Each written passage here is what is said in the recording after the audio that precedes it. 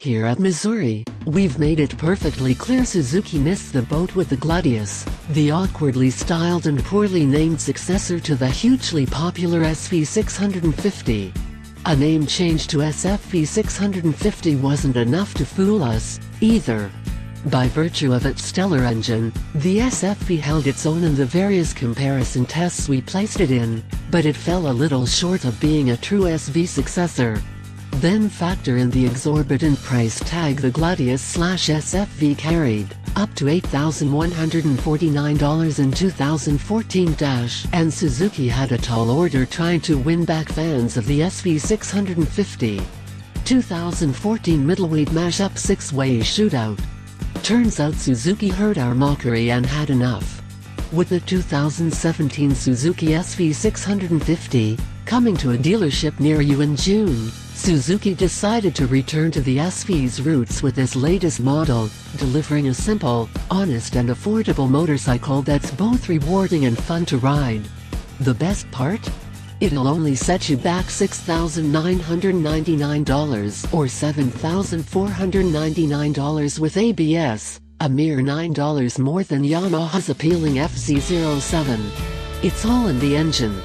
The best part about the SV has always been its engine, and the 645cc V-twin remains the star here. Suzuki says more than 140 components on the SV are new or heavily revised compared to the SFV, and more than 60 of those changes are said to be in the dual-spark engine alone. The result, say the folks in Suzuki shirts, is 4 more horses than the SFV, 75.1 horsepower versus 71.1 horsepower, strictly through improved mechanical efficiency. Finite element method (FEM) analysis was used in the design of the new pistons for optimum rigidity and weight, while each skirt is resin-coated for less friction. Cylinders are some Suzuki composite electrochemical material, plated, also for reduced friction. Compression actually drops to 11.2, 1 from 11.5, 1 to enable the use of regular unleaded fuel, though the bike still makes more power than before. A redesigned airbox is now larger and features staggered length intake funnels to help with mid-range torque. The 2-into-1 exhaust system is also new, with the lower chamber found on the Glad/SFV now gone. In the end, the changes to the new SV result in more peak power than before while also meeting new 4 Euro regulations that begin in 2017. Suzuki SV650 retrospective. The rest of the package is similar SV fare. 10-hole injectors feed fuel through 39mm throttle bodies with SDTV. No, not standard definition television, but Suzuki dual throttle valves. The primary butterflies open and close via the rider twisting the grip, while the secondary butterflies are controlled via servo motor. 2 NGK spark plugs per cylinder then combust the air/fuel mixture. Hello, old friend. Taking advantage of Suzuki's one-push easy start button first seen on the GSX S1000, no more pulling the clutch to start a bike. The SV roars to life and settles into its 1300 RPM idle easily. A new feature on the SV, the low RPM assist function utilizes Suzuki's patented idle speed control integrated within the throttle body to slightly raise revs when the clutch is engaged, the point when revs tend to drop and the bike stalls. This is meant to help new riders overcome the anxiety of learning how to operate a manual transmission, and to help everyday riders in traffic by not needing to do the clutch throttle dance. Now riders can simply pull and, slowly, release the clutch to get going. No throttle required. What it's not, however, isn't e-stall or hill start assist technology. You can still stall the SV with a quick clutch release, as I did upon leaving the hotel.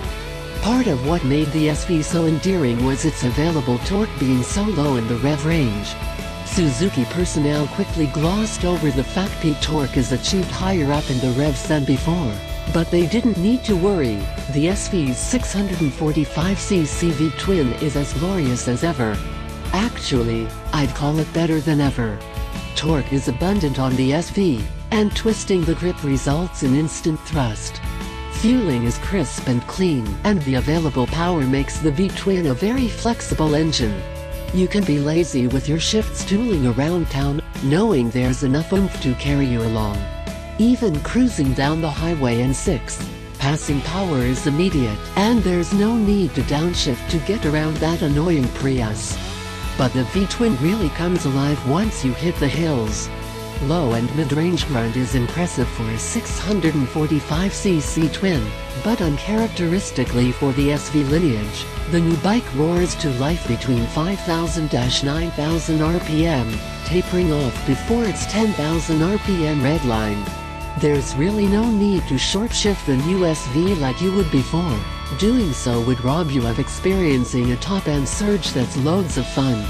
As a side benefit, the intake growl and exhaust howl once you get the SV on the boil is doubly pleasing to the ears. What about the rest? Of course, as the engine has always been the star of the SV show, historically the SV's meager suspension and brakes have let it down. On paper it might seem as though that trend has continued. A 41mm fork comes with no adjustments, and the link-type shock can only be tuned for one of 7 preload settings. Brakes are twin 290mm discs with 2 pot calipers. Neither are stellar, but the suspension pieces are well calibrated from the factory to provide a comfortable yet controlled ride. Paired with the steel trellis frame carried over from the SV650, the SV can navigate a twisty road and destroy peg feelers all day, so long as the rider is smooth with their inputs. The SV has never been a bike that likes being manhandled, and this one is no different. As for stopping power, the Takiko calipers are at best decent to adequate. A change to more aggressive pads will likely go a long way to improving performance, as bite is lacking from the stock set. Knowing SV owners, it won't be long before someone swaps an entire GSXR front end onto one instead. All the bikes used for the press intro were non-ABS models, so judging ABS performance will have to wait for another time. Beyond chassis performance, another of Suzuki's design goals for the new SV was to make it slimmer. The fuel tank is skinnier than before, without losing any of its capacity, and the 30.9-inch seat height is already pretty low. Combine that with the narrower seat/tank junction compared to the SFV/Gladius, and touching the ground isn't a problem. A 5-foot, 2-inch journalist on our ride was easily able to get the balls of her feet on the ground. The SV has always been about affordable, attractive, reliable fun on 2 wheels for both new and experienced riders alike.